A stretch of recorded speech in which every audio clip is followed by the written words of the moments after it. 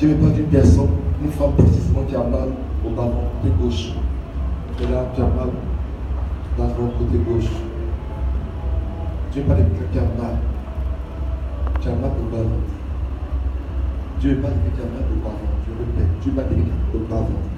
Si tu enlèves ta main, s'il te plaît. Dieu me parle de femme précisément. Dieu me parle de quelqu'un qui a mal au bavon. Quand je vais, Dieu me parle de ces choses. Je chanterai ici encore, Dieu me parle de cela. Il nous vend dans l'âme. Et Dieu insiste sur cela. Quelqu'un a dit dans cette passe, une femme précisément. Si tu peux lever ta main, s'il te plaît. Père, je prie. Si cette personne n'est pas dans cette assemblée, et que cette personne est sur l'éternel, ô Dieu vivant, que ta grâce la touche là où elle est, s'il te plaît. Que tout esprit qui veut attaquer sa vie soit brisé au nom de Jésus de Nazareth. Que la gloire, la louange et l'adoration te reviennent au nom puissant de Christ de Nazareth. Amen. Est-ce que tu as que le roi de la Seigneur? Merci. Est-ce que tu as que le roi de la Seigneur? Alléluia. Est-ce que tu peux accorder ce Dieu extraordinaire, ce Dieu vivant, Dieu, son nom est Yeshua Hamashiach, le Dieu extraordinaire. Il n'a pas de cœur par il n'a pas de cœur. Il est celui qui dit que la chose arrive. Il a même entendu l'accomplissement. Le grand qui t'exalte de magnifier Dieu vivant, pour ton nom soit béni, au nom puissant de Christ de Nazareth. Amen. Alléluia. Gloire à Dieu. Tu peux t'asseoir majestueusement en présence du grand roi. Alléluia. Merci de l'œuvre immensement et richement élu. Alléluia. Comme on le disait, dans la vie, il faut savoir imiter les gens qui Dieu te met. Alléluia. Il y a des gens que Dieu met devant toi et Dieu veut que tu les imites. Une fois, je lisais le livre du bishop Oyedepo. Il parlait de la réussite de la vie pour le ministère en général, en particulier, mais dans la vie en général. Et dès qu'il commençait le ministère, Dieu lui a dit, tu vois, Kenneth Hagin, c'est le père de Oyedepo. Il faut l'écouter, il faut le copier. Kenneth Hagin a prêché le message de la foi. Quand on prend le message du papa Oyedepo, c'est la foi. Ce qu'on fait à une chapelle, c'est la copie conforme de ce que Kenneth Hagin a fait. L'homme de Dieu Oyedepo a un livre. Comprendre l'onction. Ce livre, le même thème, Kenneth Hagin a écrit. Les gens vont penser que c'est copié, c'est pas la copie. Quand j'étais encore enfant, on ne s'est pas préparé. J'apprenais à préparer comme ma mère. J'imite ma maman. C'est en faisant comme elle que j'apprends à préparer. Quand je suis chanté et je vais d'abord la chanter, je vais faire les chanter les chants qui sont mieux que moi. Et progressivement, je fais les gammes. Alléluia. Donc, dans le cours de ta vie, dans ce que tu es en train d'apprendre, ce que tu es en train de faire, il est important de voir un modèle et de faire comme le modèle. D'imiter ce modèle. Christ dit, soyez mes imitateurs. Paul dit, soyez mes imitateurs comme je l'ai Christ. Il dit à son fils Timothée, ce que tu vois du moi là, fais-le aussi. Alléluia. Donc, les gens qui sont bien, qui ont réussi dans les domaines, dans les affaires, et des gens qui sont dans les affaires, qui ont réussi dans les affaires, regarde bien, c'est le même domaine, imite-le. On imite des principes, tu imites des principes comme il a fait. Et les principes, par exemple, je lisais un livre d'une personne, je prie Dieu, je ne suis pas trop loin de cela, mais Dieu m'a fait grâce de y arriver. Il s'appelle Jim Rohn. Il dit que pour prospérer dans la vie, on doit vivre avec 70% de ce qu'on gagne.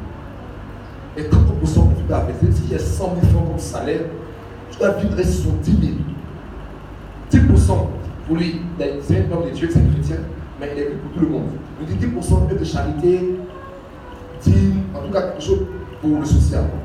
10% est une épargne que tu fais pour investir dans le futur. Les autres 10% c'est une épargne que tu fais pour gérer des cas précis. Donc si j'ai 600 000, je dois vivre avec 350 000 francs. Donc si j'ai mis ça dans le réussi, j'ai réussi. Pourquoi il gagne 70%? Il gagne 30%. Je ne comprends pas. Mais la grande 30% du milliardaire, mon ami, je ne comprends pas, mais j'ai compris. Est-ce que tu le comprends? Et les choses que tu ne comprends pas, c'est que ça marche, non? Fais. Tu dois pas comprendre. Alléluia. Voilà, donc fais. Et nous, quand on a commencé à travailler, on ne dépense pas les 100%. On dépense les 120%. Ça n'est pas que tu as 6 000 francs, n'est-ce pas? Et puis tu vis avec 600 000 francs, tu as obtenu. Est-ce que tu comprends? Donc progressivement, on a commencé à réduire les charges. Et puis, ce n'est pas le message, mais souvent si on a le message, c'est souvent que je travaille pas. Même 10 000 francs, c'est beau. Mais je suis là, quand je commence à travailler, on me donne 400 000 francs de salaire, je n'ai plus besoin de plus. On a fait, je t'avais. Et j'ai 400 000 francs de salaire, on me donne une augmentation, je passe à 800 000. subitement, toutes mes dépenses triplent. Il y a là, du vrai que famille. Même s'ils ont augmenté, les dépenses aussi. C'est ce qui fait que quand il y a augmentation, notre charge va être plus élevée que notre augmentation. On met sur ton salaire 50 000, quand tu augmentes tes charges de 100 000. Si tu as une maison de 30 000, 2 chambres salon, tu prends une maison de 4 chambres salon, donc il y a 4 chambres, il y a salon, il y a plein de bouches, l'eau augmente, le courant augmente. Donc tu vas dire toutes tes charges augmentent, on a dit que c'est 50 000. Mais le courant même, il prend 50 000. Tu achètes une voiture, il y a carburant, il y a le mécanicien. Donc du coup, à un moment donné, plus on t'augmente, plus tu t'appauvris. Et comme Dieu le sait, Dieu dit non, arrêtons l'augmentation. Mais Dieu sait que plus on donne l'argent, plus tu t'appauvris. Alléluia. Donc vraiment, il est important que nous puissions imiter les personnes qui ont réussi, comprendre ce qu'elles font et puis appliquer ces mêmes principes dans nos vies. Alléluia. Amen. Seigneur, nous voulons prêcher ta parole. Je t'en supplie. Aide-nous à parler de ta parole. Et que ce message-là touche quelqu'un. Et qu'après cette série d'enseignements, que le non-accomplissement s'arrête dans nos vies. Seigneur, que chez nous, l'esprit d'échec échoue au nom de Jésus de Nazareth. Que dans nos vies, au roi des rois, les prophéties que tu as données se matérialisent par la puissance de ton nom, au nom de Christ de Nazareth. Amen. Amen. Amen. Nous acclamer notre Dieu, s'il vous plaît, notre Dieu, pour notre béni. Amen. On va continuer notre série d'enseignements qu'on a débuté dimanche dernier. On traite l'esprit de non-accomplissement. Le thème c'est vaincre l'esprit de non-accomplissement. Pourquoi? Parce que souvent Dieu parle sur nos vies et on constate que ces prophéties-là ne se réalisent pas. 2 millions de personnes sont sorties de l'Égypte. Dieu a parlé sur leur vie. Pourtant, 2 seuls sont entrés à Canaan. Alléluia. Donc Dieu peut annoncer une chose et cette chose peut ne pas se réaliser. Ce n'est pas que Dieu est maudit. Ce n'est pas que Dieu est trop fort. Mais c'est un esprit qui existe et dont la mission est de faire avorter le règne de la vie. On a dit dimanche dernier qu'il a 3 accès sur l'esprit. Il y a 3 choses qu'il fait. Soit il te tue, soit il te met en retard, soit il fait avorter ton rêve. Alléluia. Les gens avortent. Ils commencent un mariage, une cérémonie de mariage, un processus pour se marier. Et au cours de route, des histoires éclatent, ils se séparent. C'est un avortement. Ils commencent une entreprise, elle démarre. Et en cours de route, l'entreprise fait faillite. C'est un avortement. Quand une chose commence et qu'elle n'arrive pas à la fin, à la maturité, c'est un avortement. Parce que l'avortement, c'est l'interruption d'une grossesse. Que ce soit volontaire ou pas, la grossesse est interrompue. Car dans le processus de Dieu, quand une grossesse commence, elle doit arriver à l'accouchement. Mais des choses commencent sans accoucher. Et c'est dangereux. Il est lui-même de parler de grossesse. Il a fait fausse couche. Mais tu as souffert, tu as craché, tu as eu des ensorbies, et puis avec la fin, parce que tu as commencé tu as commencé à faire un travail. Tu t'es levé tôt le matin, le travail dur, et puis vers la fin, ce que tu as commencé là, tes sacrifices ne donnent rien. C'est compliqué. Alléluia. Et dimanche dernier, on a vu des choses qui faisaient que dans nos vies, il y avait l'avortement, ou bien la mort, ou bien le retard. Aujourd'hui, on va continuer sur cette lancée. Alléluia. Et on va voir des péchés qui font que notre vie n'avance pas. Voyez-vous, au niveau du non-accomplissement, c'est quand nous prêchons sur le non-accomplissement, tout ce qu'on fait, on accuse le diable. Un esprit du village qui fait qu'il y a un non-accomplissement. Oui, c'est vrai. Il existe un esprit de non-accomplissement. Mais souvent, dans nos vies, il y a des actions que nous posons d'amener des esprits en nous, des esprits vers nous. C'est-à-dire, le diable emmène l'esprit de non-accomplissement qui fait avorter ton rêve. Mais il y a aussi toi-même tu prends des actions qui font que ta vie n'avance pas. Donc dans notre enseignement, la première chose qu'on va faire, c'est traiter ce qui dépend de nous. Alléluia. Car il y a des choses qui dépendent de nous et donc qui dépendent du diable. Il y a les causes internes et les causes externes. Le plus difficile, ce n'est pas les causes externes, c'est les causes internes. Car si je prie, Dieu va briser les liens de l'ennemi. Mais ma prière ne change pas mon caractère. le Canada se travaille. Et dans les champs de non-accomplissement, aujourd'hui, on va voir la première, à la suite de ce qu'on a vu dimanche dernier. Aujourd'hui, on va voir comme première clé la paresse. Frère, la paresse, elle-même est un esprit de non-accomplissement. Quand une personne est paresseuse, ça veille d'accomplir. Or, le problème, c'est que beaucoup de chrétiens sont très paresseux. Ce qui est merveilleux, on griffe. Parce qu'on est tous spirituels. On jeûne, on prie, et puis on ne travaille pas. On est paresseux. Tu dis, tu m'as mis à cœur d'ouvrir une boutique. Tu ouvres la boutique, de 5h à 9h, 10h, tu ouvres la boutique pour prier. Tu es paresseux. C'est la paresse. Alléluia. Donc la première chose, c'est la paresse. Amen. C'est bon? Ok. Et donc, ça fait que c'est la paresse. Et la paresse, c'est que beaucoup de personnes ne voient pas le rêve que Dieu a voulu réaliser. Bien mes frères, dans la vie où nous sommes des collaborateurs de Dieu. Alléluia. Nous sommes des collaborateurs de Dieu.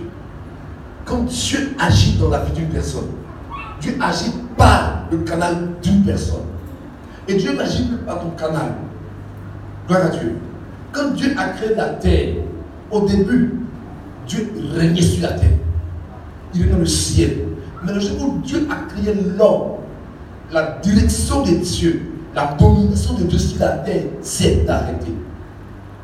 Lui déclare en Genèse 1, 28, créant l'homme à notre image et qu'il domine. Amen. Et Dieu les bénit. Et dans le verset 26, Dieu dit qu'il domine sur les poissons, sur les oiseaux, sur la mer, sur les animaux qui rampent. Donc Dieu donne à l'homme la domination sur la terre. Et donc si l'homme doit dominer sur la terre, ça veut donc dire que Dieu ne domine plus sur la terre. Voilà pourquoi, quand Jésus nous enseigne à prier, il dit, notre Père qui est aux cieux, que ton nom soit fortifié, que ton règne vienne, que ta volonté se fasse sur la terre comme elle est faite au ciel. En d'autres termes, depuis que Adam est créé, Dieu ne domine plus sur la terre. Mais s'il domine sur la terre, il le domine au travers de l'homme. Donc quand Dieu veut agir sur la terre, il est obligé d'agir par un homme.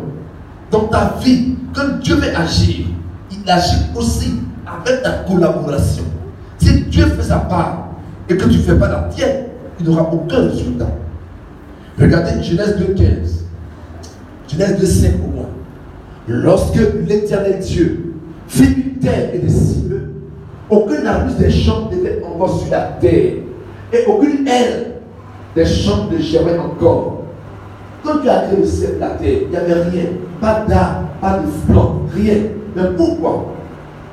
Car l'Éternel Dieu n'avait pas fait pleuvoir sur la terre. Un. Et des deux, il y avait point d'or pour cultiver le sol. Donc, dans la vie, il y a des plantes, des fruits.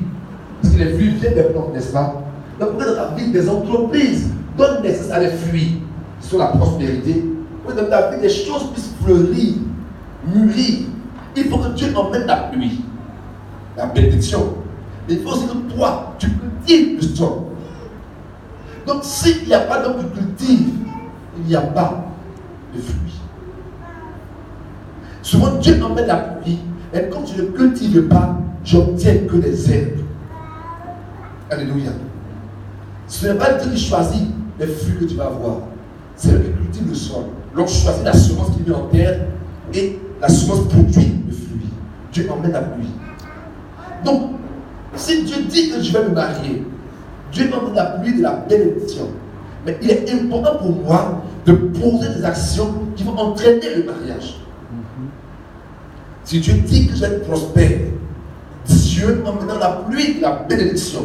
Mais il est important que je pose des actions dont le fruit c'est un résultat, n'est-ce pas? Donc le résultat sera la prospérité. Si je ne fais pas ma part, ma vie sera inaccomplie. On doit collaborer avec Dieu. Prier, dormir, ce n'est pas la solution. Pasteur Mohamed Sanogo aimait dire que si la vie chrétienne était je l'ai prié, tu n'as pas écrit autant de livres. On met jeûne et prie, c'est fini. Mais s'il y a 66 livres dans la Bible, c'est que toute la vie chrétienne n'est pas je l'ai prié. C'est pas qu'on spiritualise. Tu es au travail, à 10 heures, tu as des ricachakara, papa, je sens la présence de Dieu, mon ami. À la pause, tu as prié. Là, c'est la paresse. C'est pas des entreprises. Quand tu veux chrétien, on donne le programme. Je vais te donner un témoignage vrai, un témoignage vrai. Une fille qui m'appelle, homme de Dieu, et une entreprise qui ouvre en Côte d'Ivoire, et on a besoin de menuisiers, de maçons, des gens qui font de l'école. Donc vraiment que tu ne connais pas les chrétiens, que tu vas me recommander pour mettre là-bas, je dis attention. On parle d'entreprise. La première clé pour prendre, c'est pas chrétien. Mais les chrétiens, beaucoup sont incompétents, ignorants, orgueilleux, méchants. Chaque gens compétents. Non, si en eux il y a des chrétiens, Dieu merci. Pas que je n'aime pas les chrétiens. Mais si je vois une personne de l'église qui va travailler ici, j'arrive à faire des chrétiens, dis où tu vas là? Travaille, prier. Si Daniel était élevé parce qu'il priait souvent, on était plus sage, 10 fois plus sage que les gens de Babylone, que les sages de Babylone. Est-ce que tu peux me saisir? Donc, souvent les chrétiens sont paresseux. La prière n'est pas riche. Nous prions beaucoup. La prière n'est pas riche. Et donc, je disais tantôt qu'on va collaborer avec Dieu. Alléluia. Regardez. Paul continue pour dire, moi j'ai planté. 1 Corinthiens 3, verset 6. J'ai planté. Apollos a arrosé. Mais Dieu fait croître. Donc, pour que ma vie croisse, mon entreprise croisse, il y a 2 personnes. Ou même 3 types de personnes qui doivent se voir. L'un qui plante, l'autre qui arrose, et le troisième qui fait croître. La croissance vient de Dieu. Mais arroser, planter, c'est pas Dieu. Je vais te poser une question. Comment faire pour grandir? Tu as fait quoi pour grandir? Qu'est-ce qu'un père fait pour que ses enfants grandissent? Rien. Je me suis dit, tu fais rien pour que ton enfant grandisse? Rien. Naturellement, Dieu a mis dans tout ce qu'il vit la capacité de grandir. Maintenant, c'est nous notre responsabilité de nourrir, d'entretenir. Donc, si j'ai mon enfant, que je le nourris très bien, que je le déparasite, il va grandir sans effort. Donc, Dieu fait sa part, je fais la mienne. Donc, moi, j'ai planté, donc j'ai posé des actions pour monter mon entreprise. J'ai arrosé. Arroser, c'est pas seulement mettre de l'eau. Dans ce contexte, arroser, c'est mettre de l'eau, certes, mais c'est aussi nettoyer, débroussailler. Donc si je sème une entreprise, que je ne prends pas la peine de la nettoyer, d'enlever les herbes, elle va mourir. C'est pas Dieu.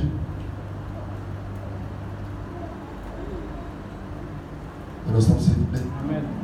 C'est pas Dieu. Chrétien, travaillons. Quand Dieu te dit une parole, travaille sur la parole.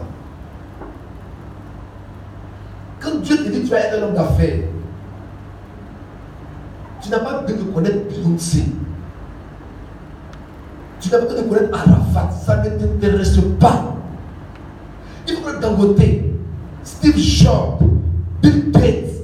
Connaître tous ces hommes qui sont riches. Qu'est-ce qu'ils ont fait? Tu dois lire leur biographie. Tu dois lire la biographie. Ça veut dire la vie de tous ceux qui ont fait des affaires et qui ont réussi. Quand Dieu te dit que tu es un homme de Dieu, il faut étudier le révérend Wafo, pasteur Mohamed Sango, pasteur Ivan Castano, le bishop Oyodepo, Castano Yakinome, Hubert Angèle. Comment ils ont fait pour commencer à 2, pour arriver à des milliers de personnes? Mais Dieu dit, je suis un grand homme de Dieu. Il prophétise, tu devrais dormir, manger, jouer tard. Tu ne seras jamais un homme de Dieu si c'est dans tes rêves. C'est un rêve, tu as fait un miracle, mais tu ne feras jamais un miracle physiquement. Beaucoup sont des grands chrétiens en rêve. De grands hommes d'affaires en rêve. Mais depuis que tu rêves, il faut commencer à voir physiquement. Lève-nous et travaillons. C'est très important. C'est très important. J'ai monté une entreprise. Je connais même un peu de droit. Mais si je prends un mauvais comptable, il va me blesser. Et alors, c'est fini. Et maintenant, tu dors, il est parti à ton argent. Mais Dieu dit jeune homme d'affaires. Dieu dit jeune homme d'affaires. Dieu dit jeune homme d'affaires. Depuis là, tu ne connais pas droit. Tu ne peux pas faire de comptabilité. Tu sais quel homme d'affaires? Quel homme d'affaires tu seras? Si tu n'arroses pas, tu ne sèmes pas, ça ne se réalisera pas. La prière seule ne suffit pas.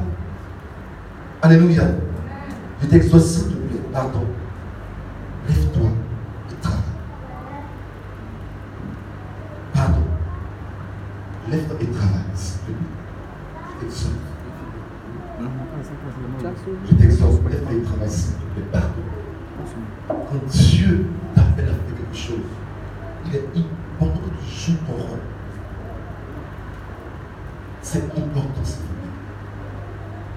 plaît. Mais une femme, quand elle va vers son mari, on va dans la Bible, prenons notre moment, Sarah, qu'elle devait attendre, elle a eu un enfant. Mais si elle ne poussait pas, elle a eu Isaac, il n'allait jamais naître. Comme c'est ainsi, n'est-ce pas? C'est pourquoi en français, quand une femme est en train de donner naissance à un enfant, on dit elle est en travail. Si tu ne travailles pas, tu n'enfanteras pas en rêve. C'est impossible. C'est impossible. Travaille. Je t'exhorte. Tu appelles à de très très très grandes choses. Mais travaille. Je n'ai pas eu le temps, mais Dieu voudrait vous montrer ça une autre fois. Le tiers de la vie d'une personne ordinaire, une personne qui échoue dans la vie, son tiers, c'est le sommeil. C'est-à-dire, quelqu'un qui vit 70 ans, 70 ans, on prend quelqu'un qui vit 60 ans, c'est pas ici qu'on va vivre très vieux.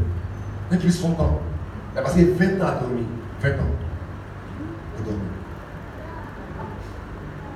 Il y a au moins 10 ans qu'il a passé, entre la douche, mettre les chaussures des lacets. Il y a au moins 5 ans, 8 ans pour la télévision. Souvent c'est 4 ans, 8 ans qu'il lui reste pour travailler à sa vie. Je suis 60 ans quoi. Il y a 20 ans déjà, il dort. Tu dois venir se trouver à 6 h du matin. C'est quoi les dors? 8 heures. Souvent même tu fais grâce matin. Tu fais quoi?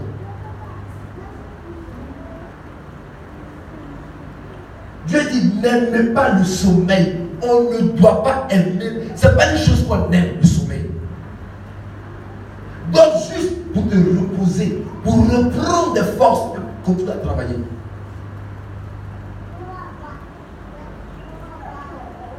Tu n'as pas l'argent quand tu dors trop. Et il y a une mentalité de pauvre. Si moi j'ai l'argent, je vais me reposer. C'est pour ça que tu n'as pas d'argent. Les riches là, ils ne se reposent pas. Ils travaillent. Parce qu'ils ne travaillent pas pour l'argent. Ils aiment ce qu'ils font. Est-ce que tu as réponse s'il te plaît? Tu vas le droit de voir s'il te plaît. Donc, on va faire la paresse.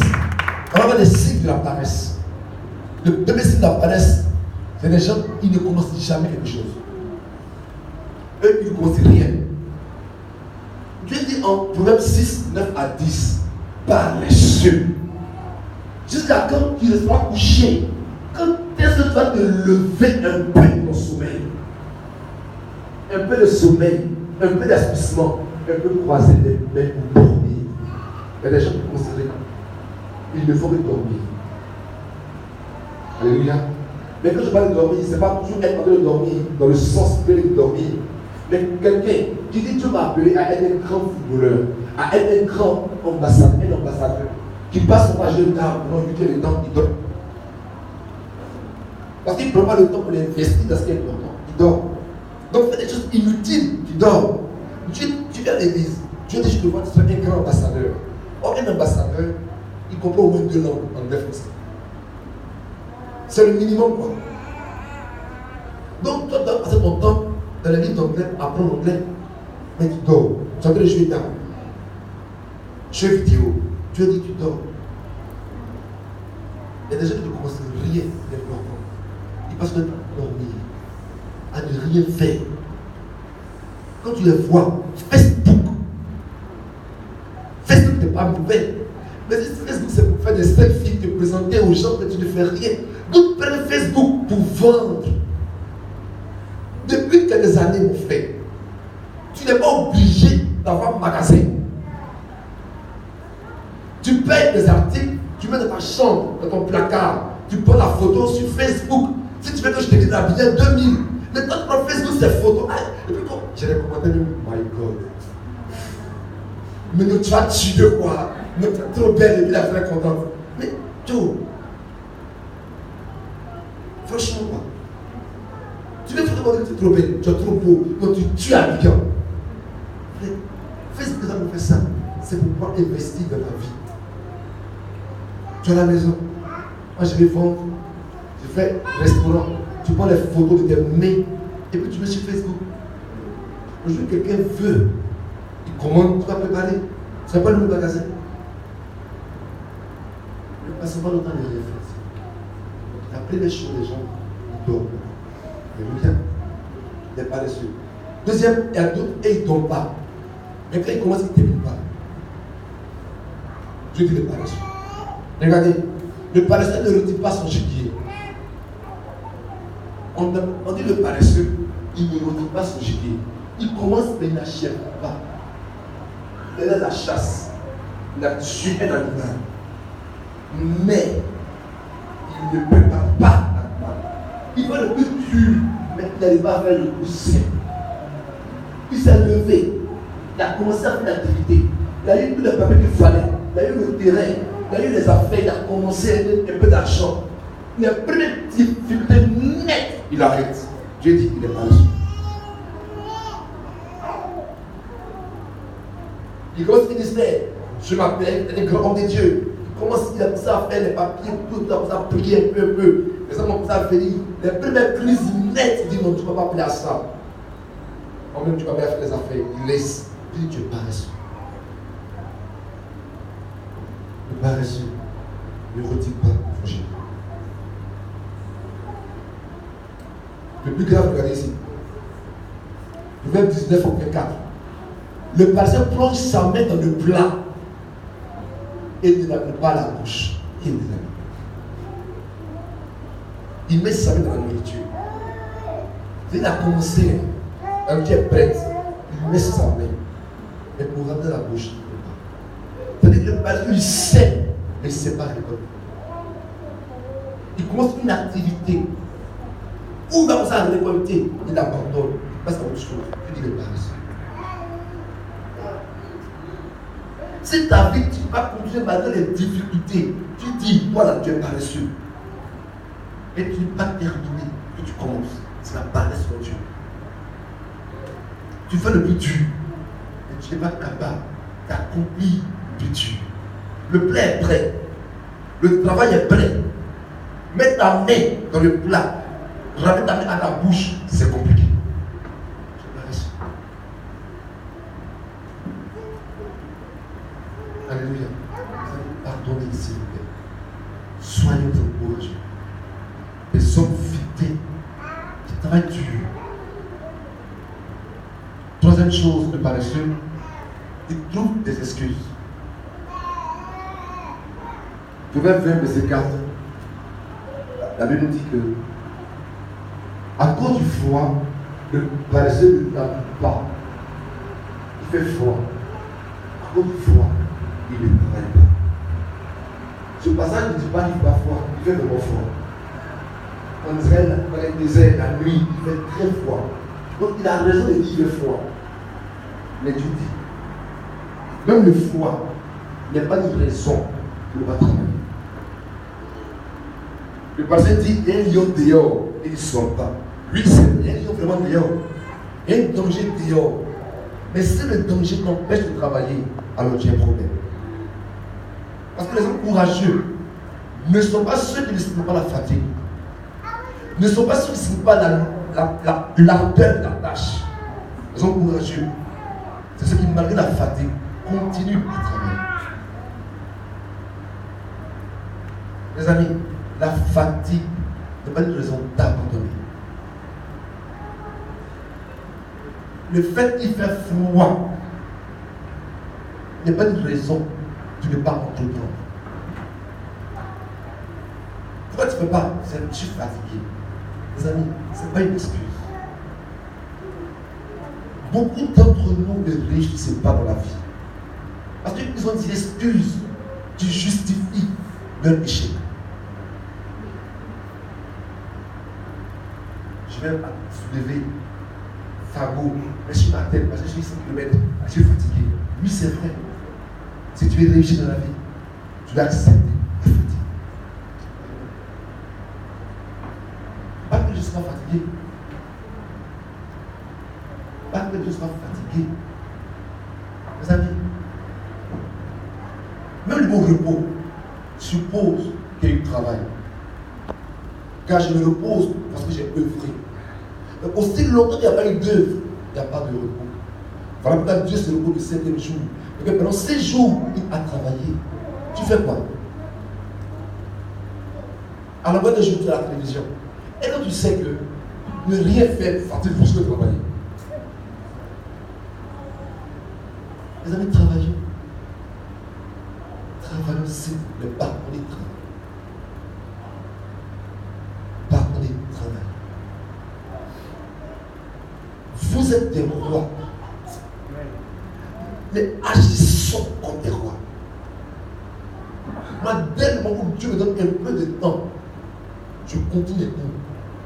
Vous faites un doctorat en hébreu, en grec.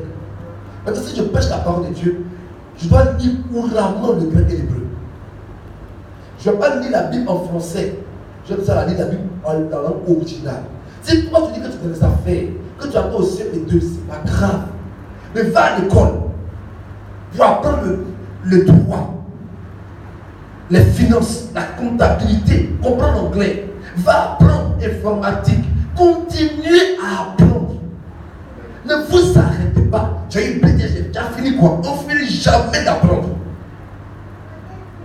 On ne finit jamais d'apprendre. Dis-moi, depuis qu'on a commencé 2018, tu as lu combien de livres dans ton domaine? J'en parle constamment. J'en parle constamment.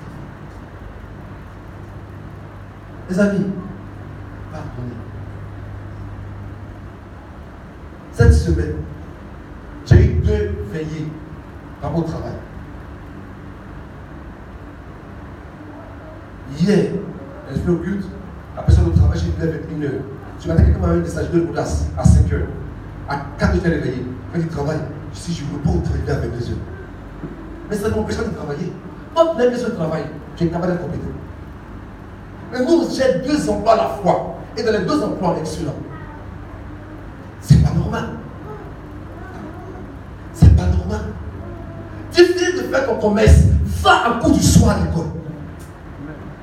Peut-être que tes parents ont fait que tu arrêtais au CM2. Oui. Mais Dieu veut que tu continues.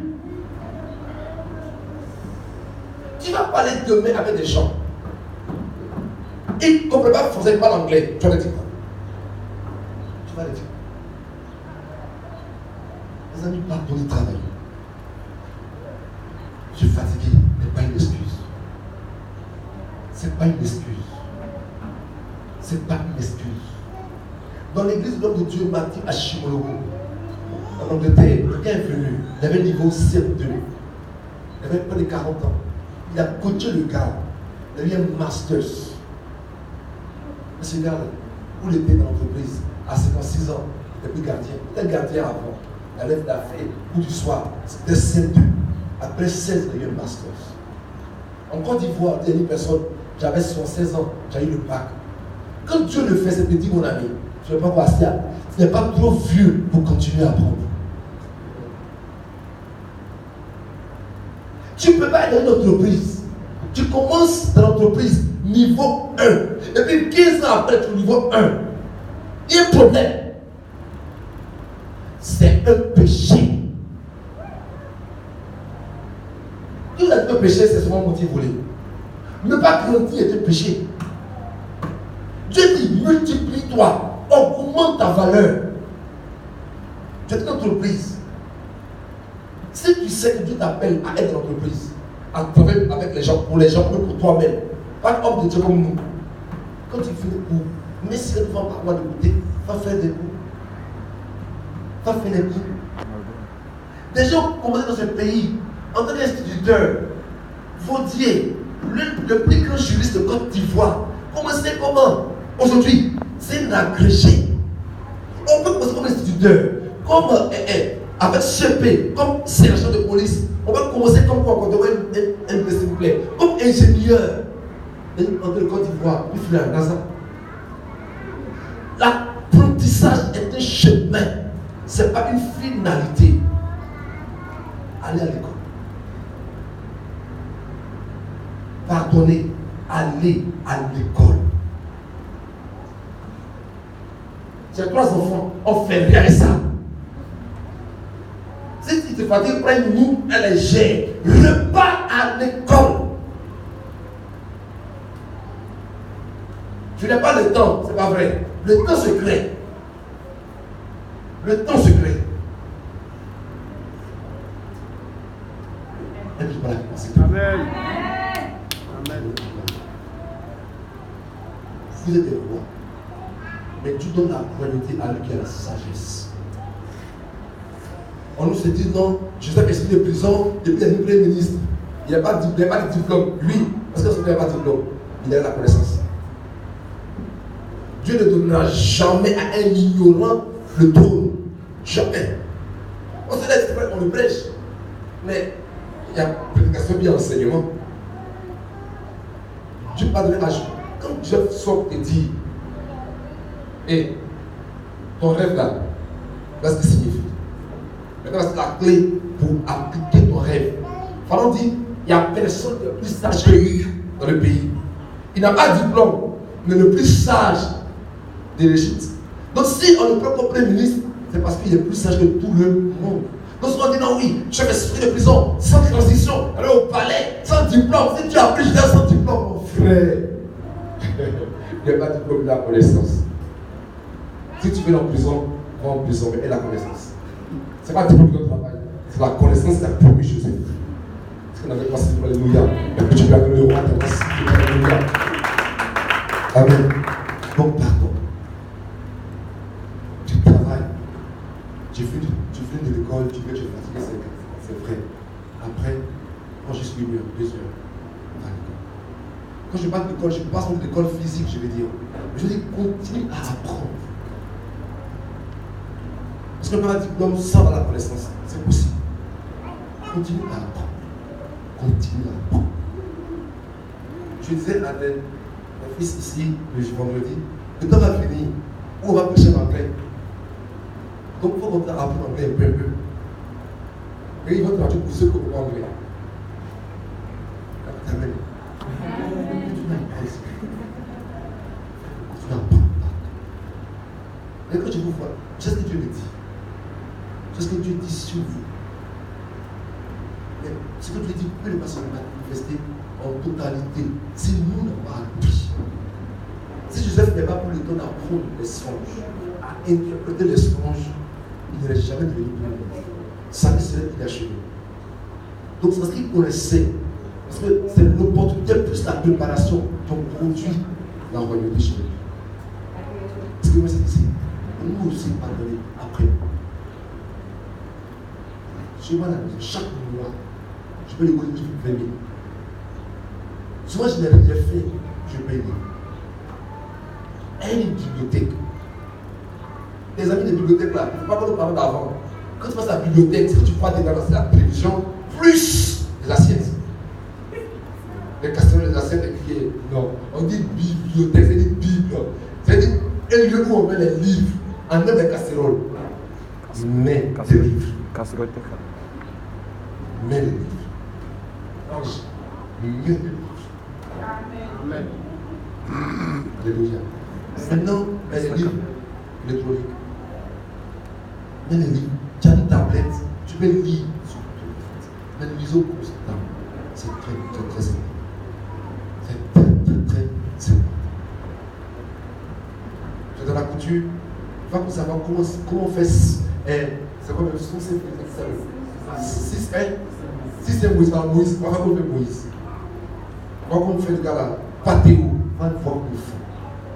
Comment il coule les amis, va le voir, apprends dans ton domaine. Nous ne sommes pas un couturier, nous sommes un styliste. Amen. Mais les stylistes qui connaissent, ils sont stylistes. Pas un tailleur. Alléluia. Que Dieu bénisse. La deuxième chose qui fait que ma vie peut ne pas être accomplie, c'est la mauvaise gestion des hommes. Alléluia. Si je ne sais pas gérer les hommes, je peux ne pas avoir une vie accomplie. Pourquoi? Parce que la première chose, c'est que comme Dieu veut agir dans ma vie, Dieu passe par un canal humain.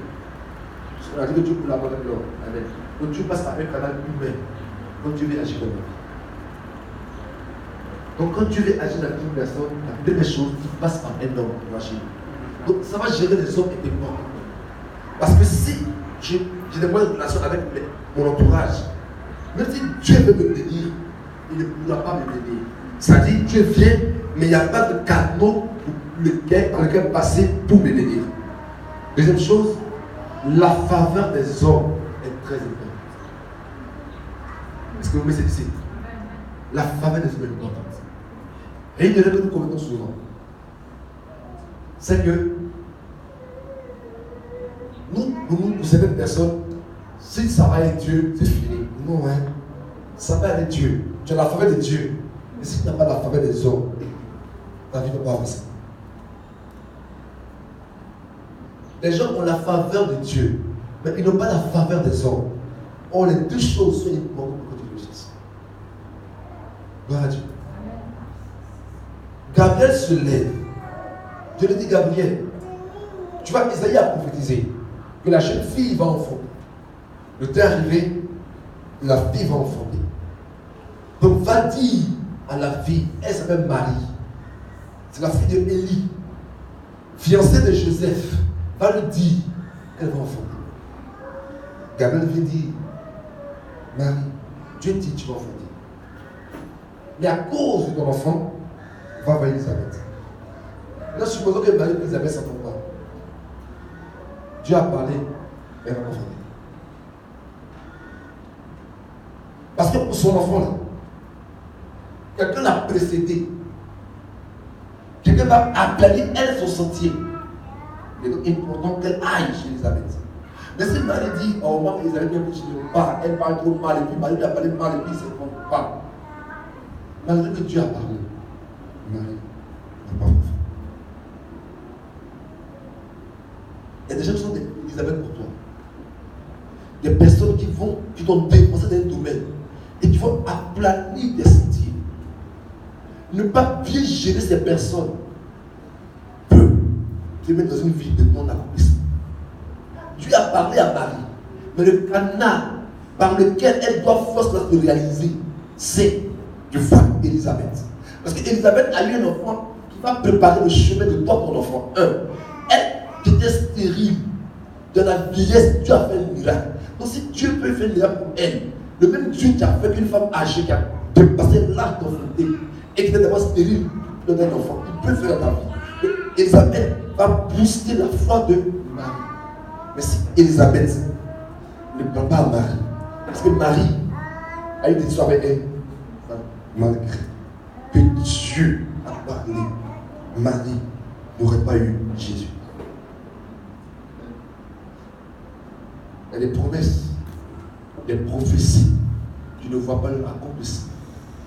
Parce que nous, Elisabeth et nous, il y a des problèmes. Dans le quartier, tu vois un monsieur, oh c'est lui là, par qui tu veux passer pour le travail. C'est lui là, qui a le réseau, qui a le visa pour voyager. Mais, tu ne lui parles pas. Tu peux parler à tout le monde. Comment tu vas lui trouver? Il y a des gens, dans un quartier, quand tu dis son, quand tu dis Gasparito, on dit, oh, il est méchant, personne ne lui parle. Dans ton quartier, quand tu ne parles pas, tu dis qu'ils sont mauvais. Dans ton travail, quand tu ne parles pas, ils sont mauvais. Dans ta famille, ils sont mauvais. Mon ami, promets, Dieu est mauvais. J'écoutais une fois l'enseignement de l'homme de Dieu, Ivan Castano. Il dit à un monsieur qui dormait, il avait une moustache. Une moustache. Et puis, pendant qu'il dormait, ses enfants ont pris et ils sont mauvais. Monsieur sa moustache. Il s'est levé comme son salon. Mais le salon sent mauvais. Qu'est-ce que c'est dans le salon ici? Il sort du salon. Il va dans sa chambre. Mais c'est encore plus grave. Mais la chambre sent très mauvais. Il sort, il va sur le balcon. Il me dit, mais ici sent très mauvais. Finalement, c'est lui qui sent mauvais. Il ne savait pas. Si on sait que c'était sa moustache qui sentait mauvais, il me laisse changer. Il me laisse laver. Il le laisse. C'est des histoires dans plusieurs domaines respectifs. Ça peut être ici que moi-même j'ai un problème. Il faut que je règle. Dieu emmène vers nous des personnes dont la mission est de nous aider à avancer. Mal les gérer peut nous causer des problèmes. C'est pourquoi Dieu envoie Gabriel, même Gabriel chez Zacharie, avant Marie. Il dit Zacharie, ta femme va enfanter. Il dit comment ça? Moi, Zacharie, je suis vieux comme ça, dans la prière, je laisse maintenant, c'est pas possible. Il dit Gabriel, c'est à moi, tu dis Zacharie. Je n'ai pas dit Gabriel, je dis devant Dieu. Comme tu ne comprends pas ce que j'ai dit, tu seras mieux. Parce que si Zacharie doutait de la parole de Gabriel, il n'est pas votre enfant. Il y a des personnes que Dieu envoie vers nous pour nous aider. On ne comprend pas, on ne discerne pas. Et en les gérant très mal, on n'obtient pas quelque chose. Je vais vous donner un exemple important qui est dangereux. La Bible dit que Dieu passe et Dieu voit Abraham. Et Dieu dit à Abraham, tu es mon ami. Je ne vais pas te cacher ce que je vais faire. Tu vois, quand je te quitte, je me vais à Sodome et Gomorrhe. Je vais détruire la ville. Parce que Sodome et Gomorrhe est une ville méchante. Abraham sait qu'à Sodome et Gomorrhe, son fils est là-bas. Donc il va dire, Seigneur Dieu, et tu as toute la vie comme ça, pas faire ça. Dieu dit, bon, je ne vais pas la détruire. Si il y a tous des gens là-bas, c'est saint. Il négocie avec Dieu. Il dit, si il y a 10 personnes saintes là-bas, juste, je ne détruis pas la ville. Donc Dieu ne peut pas détruire la ville à cause de qui? L'autre. Dieu emmène ses anges. Ils vont là-bas, ils n'ont pas d'aile. Ils n'ont pas d'aile. Ils n'ont pas porté soutane, et puis ils sont défoulés. Ils sont comme des hommes normaux. Je dis, ne pas dire qu'on ne les reconnaît pas comme des anges. Et puis ils vont dans la ville. Comme des gens, pas des maisons. L'homme les voit. Il dit, vous ne pas dormir dehors. Venez chez moi à la maison. Ils viennent chez l'homme pour dormir. Le monde a vu que chez l'homme, il y a eu deux gars qui sont venus. Ils sont très beaux. Ils disent, l'autre, on veut ces hommes-là. Nous, on s'appelle Sodome. C'est lui qui donne le nom à la sodomisation. Nous, on est homosexuels. Emmène-les ici. L'autre dit, c'est pas possible. Ils sont chez moi à la maison. Je pourrais vous donner mes filles. Voyez-vous, ils pouvaient tuer ces filles pour lire des inconnus. Et les gens disent, c'est là les gens vont commencer à arriver alors qu'ils sont. Ils font entrer la fille, l'homme dans la maison. Et ils frappent d'avion tout le monde. On voit l'histoire. Mais dites-moi, si l'homme avait géré ces gens mal, c'est le monde. C'est le monde. On aurait dit non, Abraham a dit Dieu, je t'ai prié, tu ne m'as pas exaucé. Donc Dieu est exaucé. Mais Dieu n'a pas amené l'autre, sorti l'autre. Il a amené l'autre des gens, des envoyés, des anges. Or, le mot ange veut dire envoyé, messager. C'est vrai que Dieu emmène même des messagers pour nous sortir d'une situation. Mais ils sont camouflés. Ils sont normaux pour tout le monde. Mais quand on ne les discerne pas, on peut mourir comme le monde meurt. Pas parce que Dieu n'a pas voulu nous secourir, mais parce qu'on n'a pas discerné et bien géré les personnes qui sont avec nous. Ne méprisons personne. Parce que même la servante qui est dans ta maison peut secourir l'amant de la lettre. Le général Naaman, le général syrien, respecté dans son pays, il était lépreux. Je lui avais une servante. J'ai dit, c'est vrai qu'on te respecte. Mais si tu vas dans mon pays, il y a un prophète, il peut te guérir. Le prophète Naaman était respecté. Mais celui à la maison, ça nous, son esclave, avait le remède pour ça. Souvent des gens qui sont chez nous, des gens qu'on méprise l'entreprise, qu'on méprise à la maison, qu'on méprise le quartier, ont les connexions pour notre guérison et délivrance. C'est pourquoi nous ne sommes pas orgueilleux. Respectons les gens. Ayons avec les gens autant que faire se peut la paix.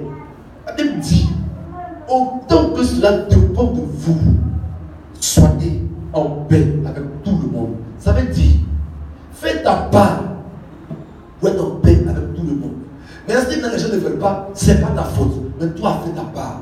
Parce que quand Dieu te visitera, il prendra le canal d'un homme et tu ne sais pas par qui il passera.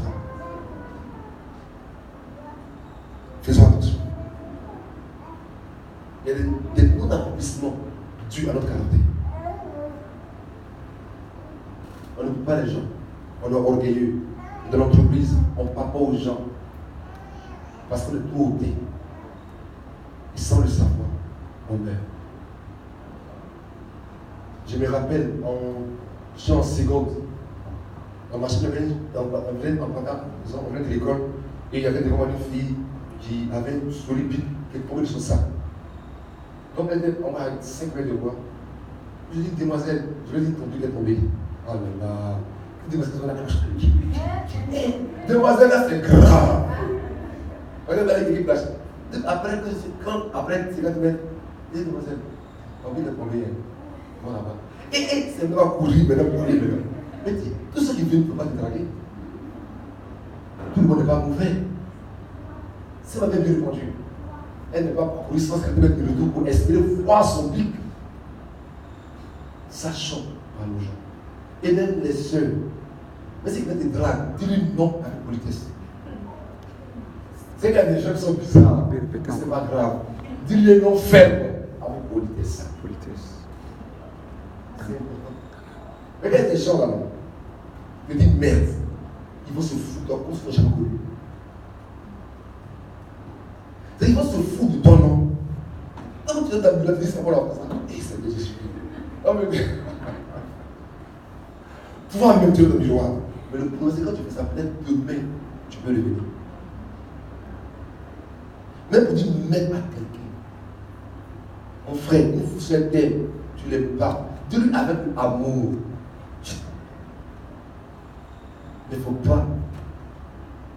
Tu vas te foutre des gens. Et tu ne sais pas. Tu ne sais pas, tu sais pas, frère. Tu ne sais pas de quoi demain sera fait. Tu ne sais pas. La personne qu'on dit qui est la nounou là, devait être une directrice d'entreprise. L'esclave de Potiphar est devenu premier ministre en Égypte. Imaginez ce qu'il a fait à la femme de Potiphar. La Bible ne dit pas ça, mais imagine. Donc il est important pour nous de bien gérer les gens. C'est très très important. On peut dire non avec amour. On peut dire la tête à quelqu'un avec amour, avec respect. Gloire à Dieu. Est-ce qu'on permet de voir les voix s'il vous plaît?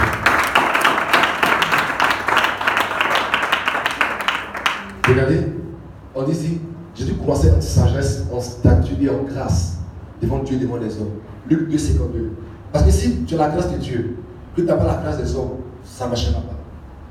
Il faut que les hommes t'aident. Pour que Potiphar, pour que Esther puisse régner, ait la grâce de moi. Beaucoup ont la grâce de Dieu, mais n'ont pas la grâce des hommes. Dieu, tu as la grâce de Dieu, mais pour que Dieu agisse dans ta vie, il faut avoir la grâce des hommes. Or, quand tu gères mal les hommes, tu n'as pas de grâce. Donc ta vie est bloquée. Esther a prié 3 jours. Dieu est avec elle. Il fallait que le roi lui tombe le sceptre pour que ça va accéder au roi pour sauver Israël. Ici, elle a pris la grâce du roi. Elle va échouer. Elle a prié, elle a parlé à Dieu. Elle a jeûné, elle a parlé à Dieu. Elle parlait pas de roi, elle s'est bien habillée, bien parfumée. Il y a un comportement qu'elle a adopté pour avoir la faveur de l'homme. Par la prière, par la sainteté, j'ai la faveur de Dieu. Mais il y a un comportement que je dois adopter pour avoir la faveur de l'homme. Moi, quand j'attends, quand je pense que j'ai dit, la Bible dit la vérité avec amour. Alléluia. Regardez bien. Proverbe 3, verset 3 à 4. Que la bonté et la fidélité ne t'abandonnent pas. Lis-les à ton cou. Écris-les sur les tables de ton cœur. Tu vas acquérir ainsi de la grâce et une raison saine aux yeux de qui? De Dieu et des hommes. Donc, je suis fidèle et bon. Je veux la grâce de Dieu et des hommes. Les deux sont importants. C'est très important. Amen. Parce que le cas du puits, c'est énorme. Et il y a un comportement qui me permet d'avoir la faveur des rois. C'est ça la Bible dit. Les dons d'une personne lui élargissent la voie et lui donnent accès auprès des rois. Ils font du bien aux gens. Un cadeau, les entreprises, quand ils font cadeau, On va dire, et ça que les cadeaux ouvrent des portes. Ça donne la faveur. Soyons bons. C'est très, très important. On doit avoir la faveur de Dieu, mais aussi celle des hommes. Alléluia. Donc c'était la deuxième chose qu'on devait voir aujourd'hui. La troisième chose, on va achever, c'est les mauvaises priorités. Souvent, nos vies sont inachevées. Un, parce qu'elles apparaissent. Deux, parce qu'on ne sait pas gérer les gens. Trois, parce qu'on n'a pas de bonnes priorités. Amen. Alléluia. Il faut avoir des bonnes priorités. C'est très important. Quand tu n'as pas les bonnes priorités, ta vie va être inachevée. Je lui donne une clé, la réussite dans la vie. Cette clé est voici. Matthieu 6, 33. Cherchez premièrement le royaume de Dieu et sa justice. Et toutes ces choses vous seront données par-dessus tout. Ça veut donc dire que si je cherche Dieu en premier, j'aurai la suite. Mais si Dieu n'est pas le premier dans ma vie, il va détruire ce qui passe avant lui. La Bible dit que notre Dieu était déjà jaloux. Si mon travail passe avant Dieu, mon mariage passe avant Dieu, Dieu peut détruire mon mariage. Voilà pourquoi beaucoup de personnes n'ont pas une vie inachevée, une vie achevée. Parce que Dieu n'est pas le priorité. C'est eux-mêmes qui sont les priorités. Leurs enfants sont les priorités. Alléluia. Gloire à Dieu. Regardez, Agé 1, 4 à 8. Est-ce le temps pour vous d'habiter vos maisons? Est-ce le temps pour vous d'habiter vos maisons? Vos demeures non brisées, quand cette maison est détruite? Et s'il parle maintenant l'Éternel des armées, considérez vos voies. Vous semez beaucoup et vous ne voyez peu. Vous mangez et vous n'êtes pas rassasiés. Vous buvez et vous n'êtes pas désagréés. Vous êtes vêtus et vous n'avez pas chaud. Le salaire de celui qui est à gage, donc dans un sac percé. Et s'il parle l'Éternel des armées, considérez vos voies. Montez sur la montagne, apportez du bois et bâtissez la maison. J'en aurai de la joie et je serai glorifié. Vous comptez sur beaucoup et voici, vous avez eu peur. Vous l'avez rentré chez vous, mais j'ai soufflé dessus. Pourquoi? À cause de la maison qui est détruite. Tandis que vos maisons, vous empêchez de bâtir vos maisons. Amen. Donc je dis, quand je prends, commence à bâtir ma maison, et que je commence à bâtir le nom de Dieu, Dieu détruit ma maison. Le nom de Dieu, ce n'est pas l'édifice, c'est les intérêts de Dieu. Quand les intérêts de Dieu passent après mes intérêts, je vais semer, mais je n'ai pas les comptes. Donc en fin de compte, ma vie est inachevée. C'est un non-accomplissement. Parce que quand je sème, je ne n'obtiens pas en proportion de ce que j'ai semé. J'ai investi des millions pour recueillir des centaines de mille sur des dettes. Mon sac est percé. J'ai des problèmes. Pourquoi? Parce que Dieu n'est pas le premier. C'est ta priorité, c'est Dieu. Tu auras des problèmes. Beaucoup de chrétiens ont ce problème dans leur vie. Quand c'est les choses de Dieu, ils n'ont pas le temps. Quand c'est les choses à eux, ils ont le temps. Et souvent, ce temps pour les vies n'avance pas. Mais Dieu souffle là-dessus. Faisons attention. Dieu passe en premier dans la vie. Il est le premier, il est le dernier. Dieu est le premier dans ta vie. Il doit passer avant ton mari, avant tes affaires, avant ton travail. Ce peuple-là, quand ils sont revenus, la maison de Dieu était détruite. À cause de la rébellion, l'ennemi a détruit la maison de Dieu. Quand ils sont revenus, ils ne peuvent pas commencer à bâtir la maison de Dieu. Donc ça a construit leur propre maison. Alors que la maison de Dieu était détruite. Ils ont préféré investir dans leur propre vie, alors que l'œuvre de Dieu n'avançait pas. Dieu a soufflé sur ce qu'il faisait.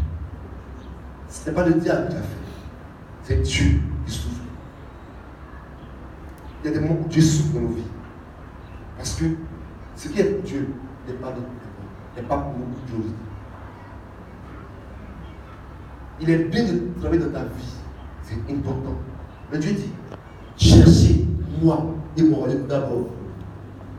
Mon royaume et ma justice d'abord. Et ce que vous n'avez pas demandé, je vous le donnerai. Une personne allait chez le collier des pauvres. On construit une église de plusieurs milliards, sans crédit. Lui a demandé, homme de Dieu, quel est le secret? Dis mon secret, c'est Matthieu 6, 33. Dieu d'abord. La plupart des gens qui réussissent, c'est Dieu d'abord. Quand tu vas en Côte d'Ivoire, il y a des hommes de Dieu qui réussissent dans les ministères, c'est Dieu d'abord. Dieu d'abord. Dieu d'abord. Il y a des gens qui font des programmes. Et le but du programme, c'est avoir le bénéfice. Ah, Dieu, on est sorti pour être béni. Quand il y a un bénéfice, c'est faire recette. C'est faire recette dans le programme. C'est pas vendre. C'est faire recette. Ils n'avanceront pas. Ils n'avanceront pas. Le pasteur Mohamed Sanogo, ils ont fait un programme, centaines de millions, presque milliards, mais une maison de 2 chambres salon. Mais Dieu est en avant et Dieu les bénit également. Mon père de l'Évron va fou. Mais Dieu est en avant et Dieu les bénit énormément. Si tu mets tes intérêts avant Dieu, Dieu va détruire tes intérêts. Quand on dit les choses de Dieu, on doit se lever pour bâtir. On doit être zélé pour les choses de Dieu. Car quand on est zélé pour Dieu, Dieu est alors zélé pour nous. Si tu commences une chose sans sa volonté, ou bien pour toi-même, pour toi seul, pas pour son intérêt, il va détruire cette chose. Il y a des ministères qui n'avancent pas, des entreprises qui ne progressent pas, parce que ils construisent leur maison d'abord et Dieu après. David dit, je ne suis pas dans une bonne maison et Dieu est dans une maison bizarre. Je vais lui construire un très beau temple. Dieu dit, David, à cause de ce que tu as dit là, j'avais dit par la bouche de Jacob que le Messie allait sortir de Judas. Mais ton action fait que je vais préciser la prophétie. C'est Judas, c'est vrai. Mais le Messie va sortir de Judas. Mais surtout de toi, les entrailles. Judas a eu plusieurs enfants. Mais à cause de l'action de David, la prophétie s'est précisée dans sa vie. Et les prophéties générales. Et ton action fait que tu la précises. Dieu dit, j'annonce cette église, j'annonce des gens prospères, ils sont présidents. Mais c'est pour ça qu'il a fait que Dieu a dit, j'ai dit, mais voici ceux que j'ai choisis. C'est comme ça. Dieu doit passer avant nous. Et c'est pas que tu as beaucoup de fait pour Dieu. Les amis, si tu vas donner 100 francs à Dieu, 1000 francs, tu pourras jamais donner 100 millions à 1 milliard. Parce que 100 francs, ça achète 2 canettes, c'est fini. 100 millions, ça change plus d'équilibre. Ça change plus d'équilibre. Si dans le petit je ne sais pas faire, je ne ferai jamais le grand. Quand tu dis, lui qui est fidèle dans les petites choses, les grandes. Mais lui qui est fidèle dans les petites, c'est sûr que les grandes seront fidèles. C'est sûr. 100 millions. Ça peut être maison, voiture, 100 millions.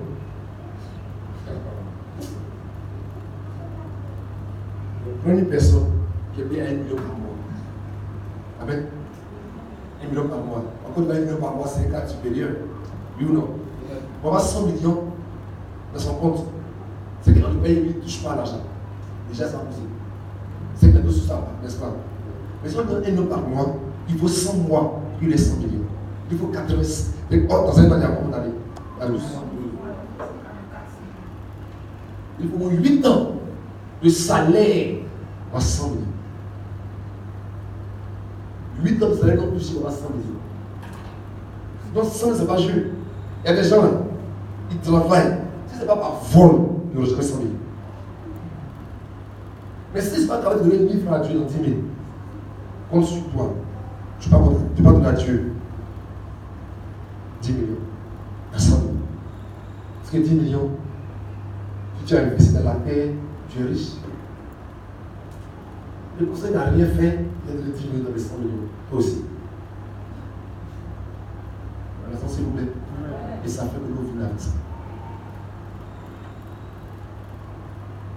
Il dit, c'est pourquoi les cieux vous ont refusé la rosée. La terre a refusé les produits. J'ai amené la sécheresse sur le pays, sur les montagnes, sur le blé, sur le mou, sur l'huile, tout ce que la terre peut rapporter, sur les hommes et sur les bêtes, et sur tout le travail des mains. Dieu a amené la sécheresse. Parce que ces personnes-là ont construit leur maison avant de construire la maison de Dieu. Deuxième chose qui fait que, dans le même principe des priorités, ne pas payer sa dîme régulièrement, sans traiter le nom. C'est ça dire que je ne joue pas avec. Notre communauté ne joue pas avec. C'est-à-dire que moi, je paye ma dîme régulièrement, même si ça soit rien, paye sa dîme régulièrement. Parce que ça va te tuer vite, vite. Moi, j'ai testé, c'est-à-dire que, et des mois où je ne payais pas, je dis, ah, c'est chaud, hein. Dans le même mois là, maladie, problème, difficulté. Si les dépenses dépassent ma dîme, mon ami, si tu es intelligent, il faut que tu réduis ta dîme. Donner, ce n'est pas facile, hein. Mais ça ouvre des portes pour ta vie. Apportez à la maison du trésor toutes les dîmes, afin qu'il y ait de la nourriture dans ma maison. Mettez-moi de la sorte à l'épreuve, dit l'Éternel des armées, et vous verrez si je n'ouvre pas pour vous les cieux, si je n'ouvre pas sur vous la bénédiction en abondance. Alléluia. Ça c'est en Malachie 3, verset 10. Le non-respect de la dîme fait que les personnes, pour vous je menacerai celui qui dévore, et il ne vous détruira pas les fruits de la terre, et la vie ne sera pas stérile dans vos campagnes, dit l'Éternel. On a dit que le non-accomplissement, c'est aussi la stérilité. Dieu dit, pour toi, si tu es fidèle à la portion d'alliance, ta vie ne sera pas stérile. Dans nos vies, des choses sont stériles parce que nous ne respectons pas le principe de la dîme. Ce n'est pas juste de payer la dîme, c'est d'être fidèle au principe de la portion d'alliance. Mais si tu as gagné 100 francs, elle est 10 francs de vie. Et moi, j'ai commencé à faire ça. Avant, que tu payes, mais bon, quand tu as 10 francs, mais 100 francs à donner, tu négliges. Tu regardes les 5 francs. Et regarde. Quelqu'un me comprend ce que je veux dire? Je dis, monsieur, on m'a donné 500 000. Après, c'est beaucoup, je vais aller 50 000 de la Dieu. Là, j'ai passé 100 francs. Ça, là, j'ai négligé. Les 10 francs de 10 je dois payer là. Dieu me garde. Mais ce n'est pas le montant pour Dieu. Pour Dieu, payer ma portion d'alliance est un signe qui montre que je suis fidèle et que je le mets en premier. Ce n'est pas le montant. Ce n'est pas le montant. C'est un signe qui montre que Dieu passe à bout. C'est très important. Alléluia. C'est très important. C'est très très important. C'est l'une des clés principales pour commencer à prospérer.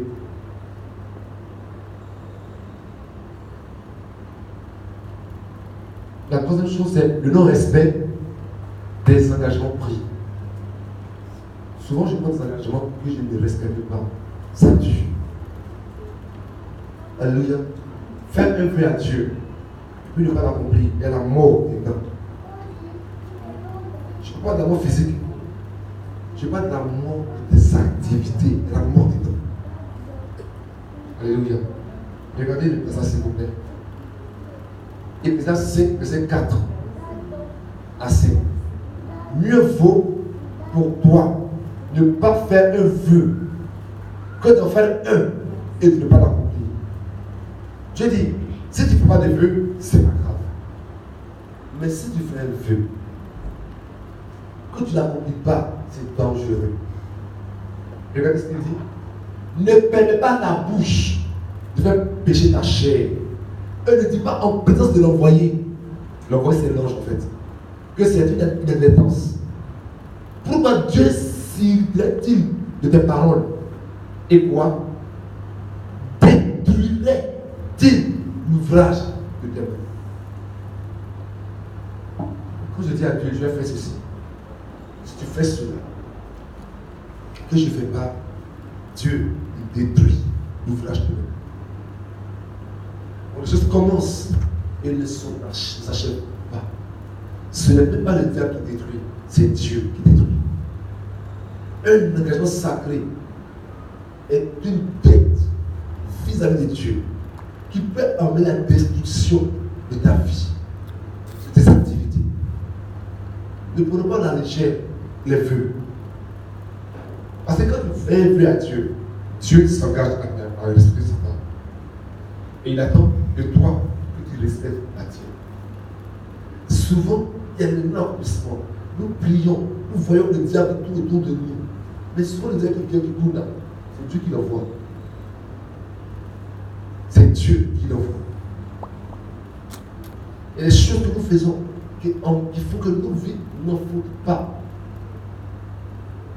Seigneur, si tu bénis mon entreprise, parce que je vais faire, tu ouvres le ciel, l'entreprise est bénie, puis tu oublies de faire ce que tu as fait, il revient te visiter. C'est pourquoi je t'exhorte, s'il te plaît, si tu fais un vœu à Dieu, il faut écrire. Il y a un lieu où tu as oublié. Et si tu as oublié, c'est pas bon. Il va te frapper, mais tu ne sais pas pourquoi il te frappe. Il y a des complications, mais tu ne sais pas pourquoi c'est compliqué. Donc quand tu fais un vœu, écris quelque part où tu vas te souvenir afin que tu n'oublies pas. Et plus que tu donnes le cœur de faire. C'est parce que tu sais que tu n'es pas fidèle. Pas pour mon engagement. Sinon, il y a la mort. Je ne parle pas de la mort physique.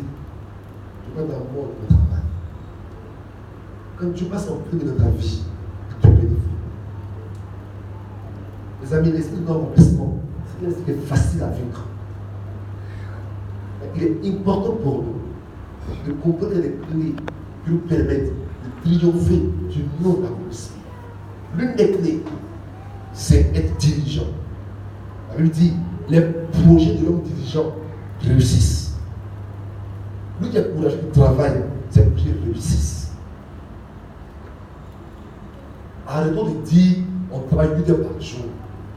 On travaille plus que ça. Il faut aller au-delà de 8 heures. Parce que les hommes riches, travaillent moins 12 heures par jour. Réduis ton temps de télévision, ton temps de jeu, ton temps de conduite inutile. Et puis il faut travailler. Travail. Le travail, la paresse fait qu'il y a le grand accomplissement. Le travail emmène le projet à se réaliser. Donc, il faut être courageux. Première chose. Deuxième chose, il faut respecter les hommes. Pas parce qu'il a de l'argent. Et à cause qu'il est. C'est très important. Troisième point, que Dieu soit la priorité. Que Dieu soit la priorité. Moi j'ai dit, aussi longtemps que l'église n'a pas son terrain, je n'achète pas mon terrain. Quand il faut que Dieu aide d'avoir une maison, je cherche ma maison. Ça m'a empêché de payer mon terrain, c'est mon argent. Mais c'est personnel. Comme Dieu a sa maison, je vais me consacrer. Il faut te dire, si Dieu a pour lui, alors je le pour moi. Tu es pasteur d'une communauté. Ta maison est belle. Je dis, c'est bizarre, mon ami. Mon ami. Mon ami. Je prends mon exemple. Je prends ton exemple. Tu es pasteur. Tu donnes ta maison climatisée, moquette. Waouh! C'est ton argent, c'est vrai. Mais l'église, là, quand il pleut, ça coule. C'est pour nous tous, oui, mais dans l'exemple. De toi aussi. Dans ton domaine. Dans ton domaine. Il faut que tu fasses pour Dieu d'abord. Avant de faire le travail. Ne dis pas, qu'est-ce que je gagnerai? Il faut te demander, qu'est-ce que Dieu gagne d'abord? Est-ce que ses intérêts sont sécurisés? Et que les intérêts de Dieu sont atteints? Que Dieu est heureux. Et puis après, tu fais quoi? Que la grâce de Dieu s'attache à ta vie. Que Dieu te laisse la bonne d'abord. Oh, mais c'est ça. Parce que